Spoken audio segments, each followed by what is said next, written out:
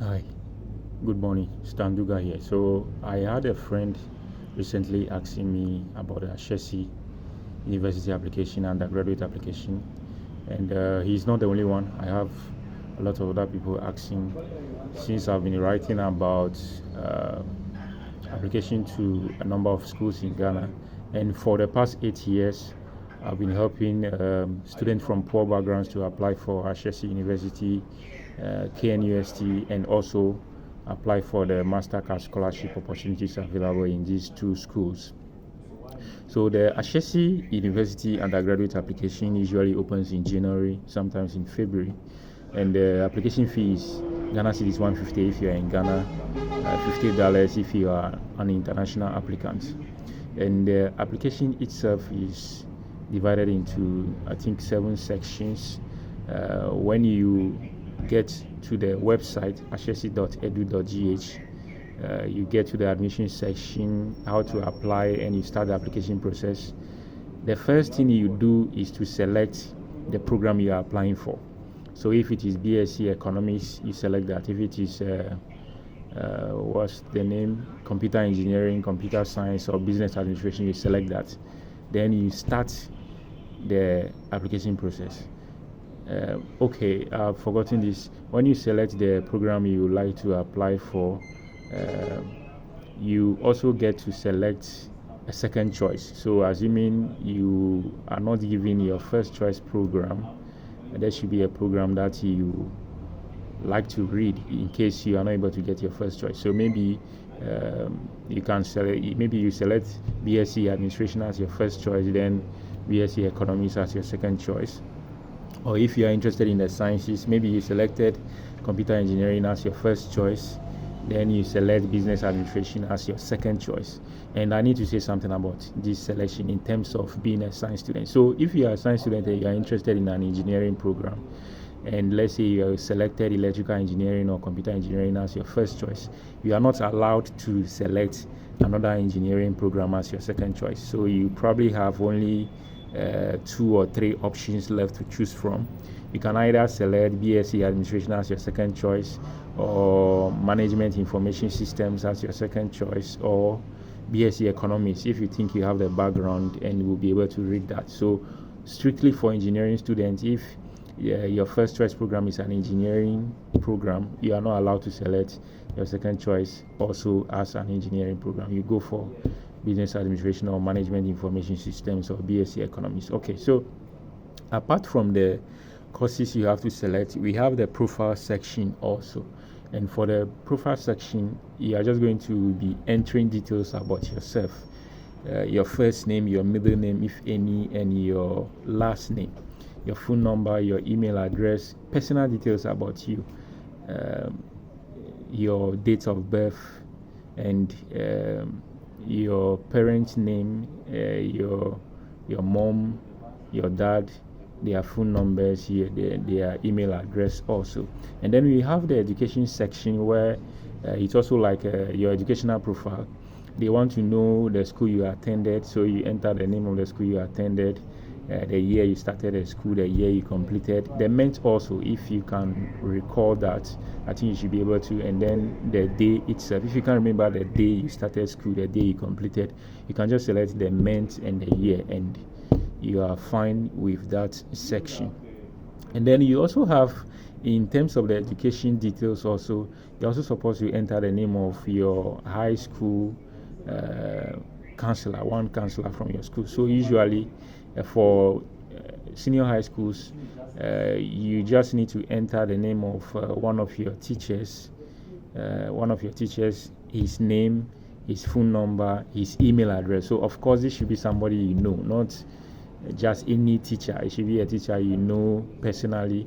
You have their phone number and you can get their email address. Don't just write anything there as their email. It should be an actual email address. So name of the teacher, the subject the teacher teaches, and the teacher's phone number and email address. Then we have the grade section to where you are supposed to enter your index number, the school you wrote the exam at, the exam center, and yes, that's it. So the index number it will be used to check your results. That is, they can cross-check to see if this is the result you actually got. So your index number should be entered, and then the year you wrote the exam. If you are applying as an awaiting candidate, which means you don't have a result yet, then what you do is that you indicate it, because your result is not available. You indicate that you are applying as an awaiting applicant, but you don't have a result, so you still need to enter your index number there. Then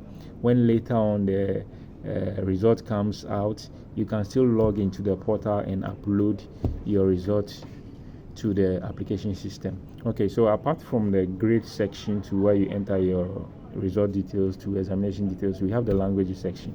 So here you are supposed to select the local languages you speak. So if you are in Ghana and you are applying, obviously you are speaking English, you are learning English in school, but which local language you speak? It can be Ewe, Ga, or Twi, right? Or any other language, any other Ghanaian language, or any other African language or European language that is your native tongue. Then we also have the employment section. So if after senior high school you've been able to work in some company somewhere, or work in some private institution, you enter the details here. So probably when you finish in your high school, you were teaching in a private school, enter those details there. Maybe you got employed as a sales girl or sales boy, you enter those details. So any and every employment detail you have, you enter them in this section. It shows that you've had some experience working, and it's good. Okay, then we also have, after the employment section, we also have activities section. So for the activities section, you just enter details that things you were engaged in that may not necessarily be employment. So maybe when you were in school, you were part of the writers and debaters club. That's an activity. You can enter the year you entered the club, the year you were no longer part of the club, what you were doing as a member of the club. If you were holding any positions, you can describe it there. So for the activities, you can list as many things as possible, but maybe 3, 5. If you were a science student and you partook in the National Science and Maths quiz we have in Ghana, you can enter those details here. If you are part of some volunteer program on campus in your senior high school or in your local community, not necessarily in school, you can enter those details also here. Those details, starting from the profile up to the end of the application, is just supposed to give an idea of the kind of person you are.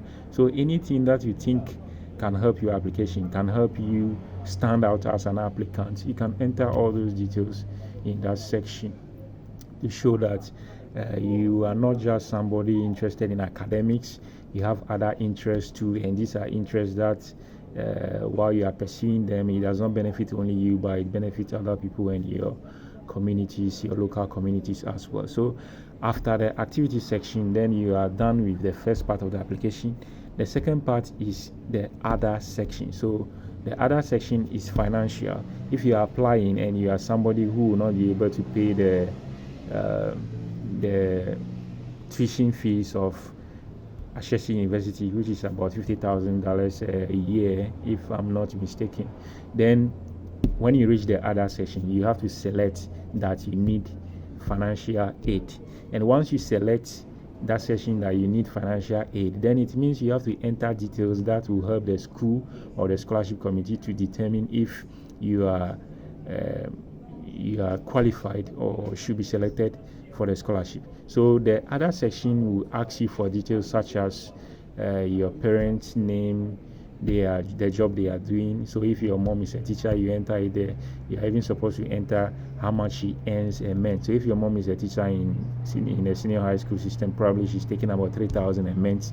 You have to enter it there. So the annual pay of your mom will be 3,000 times 12. You enter that detail there, and then your father also, they will ask you for your father's details also.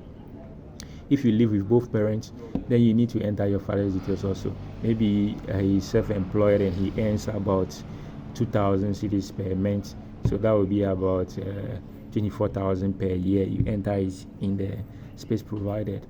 Then after entering your parent financial details, now I forgot to add this: if you are somebody who lives with a single parent, then obviously you are going to enter only the details of your mom or your dad, if that's a single parent you are living with. So if you only live with your mom, maybe your dad is unfortunately deceased or not in the picture, then enter only your mom's details, because she's the only one who is supporting you financially. Okay, so your mom's details, her job, and how much she earns per month. You have to be truthful in every area in answering these questions, because I believe the scholarship committee do their background checks, and if your mom is employed in some big position and is earning about 10,000 Ghana cedis every month, you should not say that because I need financial support I should make a salary 2,000 per month. No, you are supposed to substantiate everything you put in your application. So after filling all these details about your finances, remember that at the latter end of the application, you are supposed to upload some supporting documents. So your mom's pay slip, if she's a government worker. If she's not employed by the government and doesn't have a pay slip, then obviously you can either use her bank statement or Susu savings account details, anything that qualifies as a financial document. Okay, so apart from uploading your parents' financial documents and answering questions about their salary, you also get to answer questions about your living expenses. So how much do you pay for rent if you and your parents are living in a rented house? If the family is a family house, you will need to indicate that also. The system will ask you for all those details. And you also get to tell the scholarship committee how much your household spends on food per year, how much you spend on electricity, other utility bills, how much you spend on transportation. So the system actually have a lot of details that they are just looking at, trying to determine your finances and whether you'll be able to pay for the tuition or not. So they will ask you questions like the annual income of your parents and what properties you have, how much you spend on school fees, how much you spend on food, how much you spend on even your medical expenses. So if you have health insurance and that's what you use to take to the hospital, then you can state that also. But if you usually go to the hospital and spend some amount of money, you need to indicate that also. So here, what you should not forget is that all these questions, they will ask you about your finances, how much you spend on food, how much you spend on transportation, how much you spend on utility bills. They are supposed to be in line with your annual figure. So let's say your mom earns about 10,000 Ghana cedis a year, then obviously all your yearly expenses on food and those other details that they are asking of you should not be more than your mom's annual income figure. If it is more than that, then you need to account for it. Maybe your mom took a loan or usually takes a loan, and that's how you are able to manage your expenses exceeding your income. So you need to keep all these things in mind when you are filling the form and answering these questions about your finances. And I think that's all. Then at the tail end of the application, they ask you to provide the contact and name of 2 references, and these people are not supposed to be your relatives. So again, you can enter the details of 2 of your high school teachers, and it shouldn't be the one you entered earlier as your high school counselor. You can get 2 other teachers to enter their details, or if you have maybe one of your church leaders, if you belong to a church, or any other person in your community, maybe a chief, an assembly member, somebody. Just make sure that the people are not related to you or they are not your relatives. So that's all for the Ashesi application. If you watch this video, you have any question, you can ask in the comment section, and I believe whatever question you ask, That will be the question somebody will also be thinking about asking, and when I answer it, it will clarify certain things for the person. That is certain things that the person might not have understood very well looking at listening to the video I made. So I think that's all for the Ashesi undergraduate application process. And no, I forgot. So apart from filling the form, you also get to write essays. So the Ashesi application system has a section for essays. You are supposed to write 2 essays. One of the essay questions is general, in the sense that that's what everybody gets to write about. Then we also have an essay section that gives you options, so you get to select whichever essay you are interested in writing. Let me see if I can get the essay topics.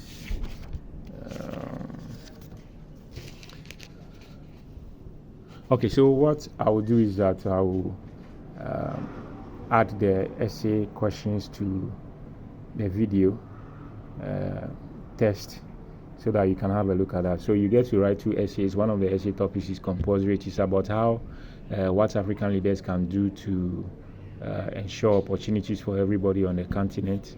So you get to write this essay. Then you have 4 other essay questions to select from. You get to select one. I think it's 3 or 4. You select one and you answer it very well, and you submit your application with the application fee payment. So for the essays, I always advise students I help to apply, do not use AI. Write your own essay, then get somebody to read through, edit for you if necessary. If you can't edit it yourself, that's what I usually do. I just proofread the essay submitted by students, edit for students if necessary, or ask them to make some changes before we submit. So that's all.